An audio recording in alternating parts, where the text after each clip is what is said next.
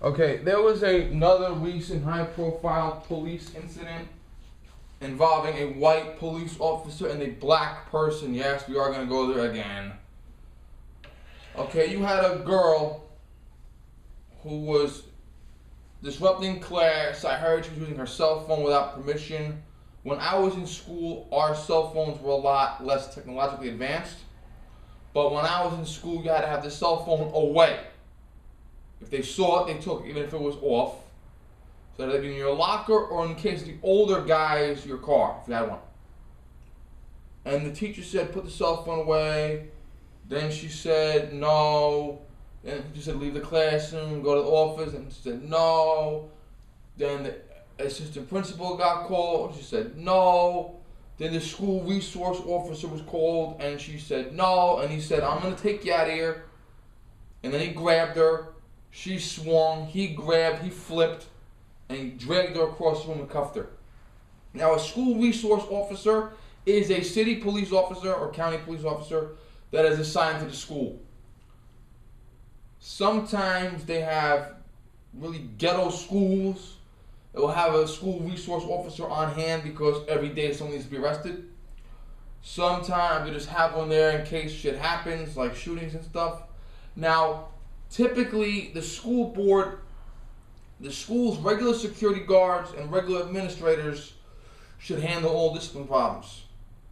And the police officer should only be called in at the absolute last moment when no other option is on the table. And she said it went from teacher to assistant principal to school resource officer. So there was a level of escalation. Primarily on her part because she would not go along quietly. Now, this guy got in trouble once before. He was sued civilly. He was exonerated. He's also being sued civilly because he helped get a kid expelled for being a gang member, and the kid suing him because he's not a gang member. It was a wrongful expulsion. He's been suspended without paying the cop. Now here's the issue. When I went for my interview for Board of Ed security this past summer, one of the questions they asked was, it was a former principal from high school who's now an administrator for the board, and another woman. And one of the questions they asked was, if you have to get a kid out of the classroom, and the kid's not going to go, what do you do? And I said, get backup. Now, I actually verbally said, you want to bring a second person in because you don't want to be aggressive and beat the kid up and get sued. Here's what from a legal standpoint, the cop is probably going to be right. Because it had to go from several levels of escalation to justify the cop being called in the first place. Okay? And she had every opportunity to say, okay, fine, I'll go to the office and get detention or get suspended or whatever the school policy is.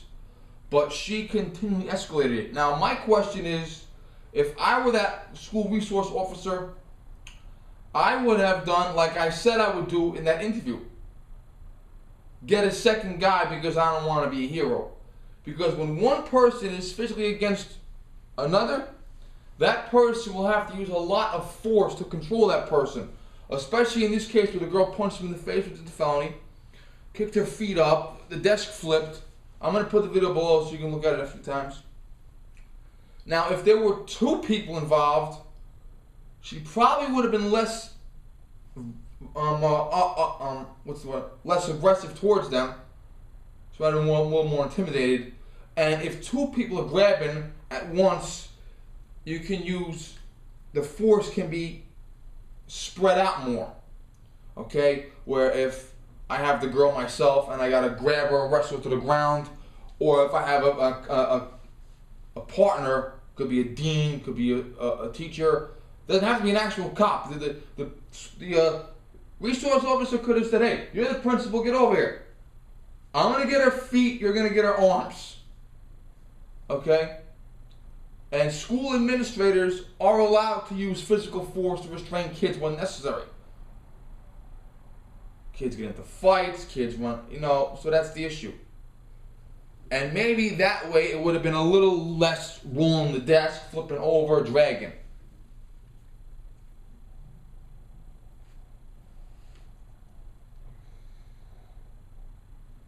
Yeah. So, that's that. But, obviously, because he's white and she's black, they have to immediately go to the racial issue.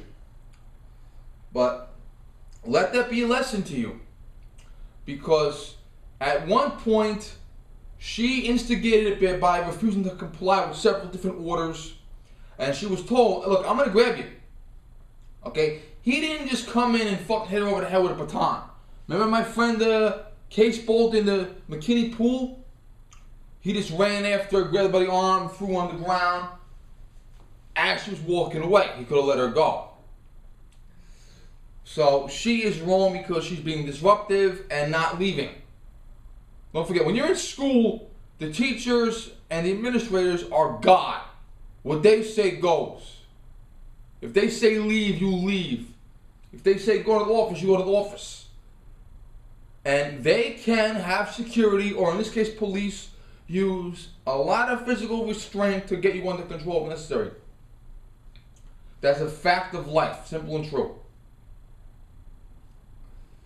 So, but like I said, call for backup. Doesn't have to be a cop, it could be another teacher, and have them help with the restraint process. My best lessons in restraint were my 30-year-old blonde-haired, blue-eyed, 5 feet tall, 100-pound psychology professor. She was in incidents where she had to restrain people from little kids to giant men. Okay, and the primary thing is, yes, I have a right to restrain you, but I'm also going to try as hard as I can not to hurt anybody, including myself. And she knew 1,000,001 restraint techniques of how to put them down, who grabs the arm, who grabs the leg. And she's had incidents where you have one person out of control and you have 5 people on them, one on each arm, one on each limb, and a leader to say, you're going to calm down now? Deep breath, we're not going to let go if you don't calm down. Okay? Issuing verbal commands. That's usually the head person. So the four regular employees will be doing the restraint, and the administrator or the higher ranking person will say, sit, calm, relax. Okay? So at one point, yes, you are right. But at the same point, you don't want to get in this situation. And if this cop had just simply said, I need one other person. You're the teacher, get over here. You're the principal, get over here. Grab the arms, I'm grabbing the legs. Would it have been violent? Probably. Would it have been that violent? Probably not. Would they both have gotten in trouble? Good question. If it doesn't look that dramatic, they probably wouldn't have gotten that much trouble. But once again, this is the fuck the police mentality. Now, when I was a kid, if our parents came to school and saw us not listening to a cop, the cop would have arrested our parents for child abuse. And once again, before you go to the sweet little innocent children, remember when I was in high school, I knew 17-year-old guys that were 6'2", 6'3", 200 pounds, that could really fuck you up. Plain and simple. And even now, I see high school kids now, when I'm on my block, I'm not responsible for them, but high school kids walk by, college kids walk by, some of them are a lot bigger than me. They respect me as an authority figure, so if I yell at them to stop throwing snowballs in the road, or if I yell at them, like kids will be throwing snowballs at each other, and I'll say, yo, you want to have a snowball fight with your friends? Go to that side of the road and don't throw them across the street. They'll listen to me. But they are fucking big. I mean, some of these kids really are fucking big. I'm 5'9", I'm 190. And actually, I remember one year, it was the first year on the job. This kid goes into the small parking lot where the driving school is. Very, very small parking lot. And he starts launching snowballs at his friends who are, you got the small parking lot fenced in, sidewalk, street, sidewalk. So they're going across. and I had a piece of construction equipment there, and I had a blind spot, and I walked up to this fucking kid, and I'm like this. I'm like this, yo. You wanna kill your friends? Go to the other side of the street and kill your friends. I'm busy here. Okay? So, don't be afraid of the kids, but be firm with them. And like I said, call for backup. Don't be shy about calling for backup. Okay, thank you.